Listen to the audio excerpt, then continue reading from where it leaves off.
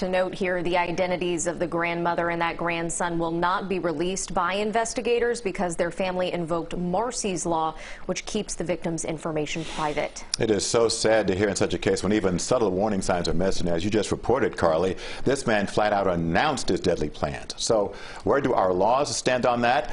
CBS 4's Jessica Vallejo is here in studio with more on that. Jessica.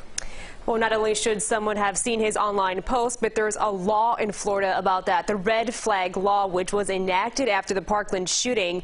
And it's simple. You see something, you say something.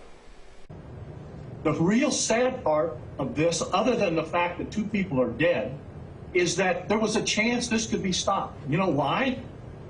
The reason is he's on Facebook. He has said, I want to kill people and children.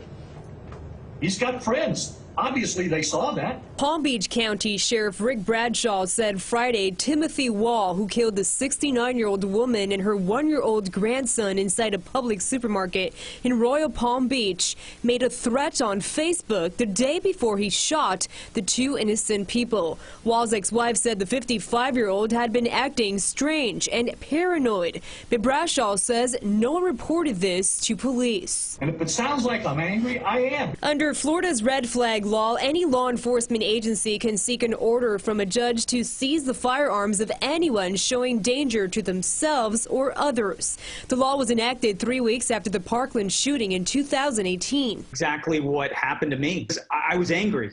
I was really upset. This, individual told us what he was going to do, and then he went out and did it, and nobody did anything to prevent it. Max Schachter is the father of Alex Schachter, who was murdered during the Parkland massacre. He has devoted his life to making schools safe. Friday night, he tells CBS 4 News someone should have said something. These 2 people did not have to die. We've already had over 260 mass shootings in 2021, and we're going to have a lot more if people do not get more involved, like the sheriff pleaded in his press conference, to let the authorities know when somebody is exhibiting concerning behavior to either hurt themselves or hurt others. These social media companies have to do a better job in notifying law enforcement and working with law enforcement when it comes to threat to life.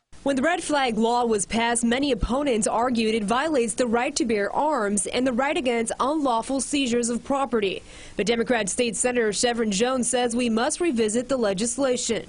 Those posting any sort of warning signals, he says, should be questioned by police. I think we need to take everything out of the bag and put it all on the table for what needs to be done to combat gun violence in the state of Florida. And I also believe that my colleagues in the majority party are going to have to work along with us. While detectives continue to investigate, at this point they say they believe there was no connection between Wall and the woman and her grandchild. Something to me, it seems like there has to be some connection to these people.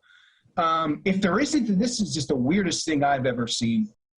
And tonight we did reach out to 2 Republican state lawmakers. 1 declined and 1 did not get back to us. I'm live in the studio, Jessica Vallejo, CBS 4 News.